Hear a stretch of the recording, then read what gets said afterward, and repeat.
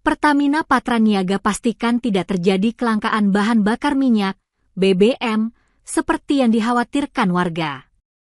Kondisi stok BBM di Maluku secara keseluruhan dalam kondisi aman. Pertamina pun telah berkoordinasi lintas sektoral pada tanggal 25 Maret dan 27 Maret dalam rangka mempersiapkan layanan energi pada akhir pekan Prapaskah, hari pertama bekerja dan sekolah pasca Idul Fitri, dan menjelang libur panjang hari Paskah.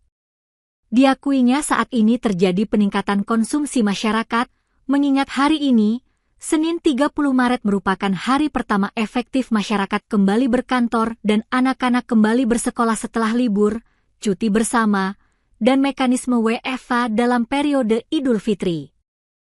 Pertamina Patraniaga juga imbau masyarakat untuk tetap tertib, membeli BBM sesuai kebutuhannya, tidak berlebihan, dan tidak perlu panik buying.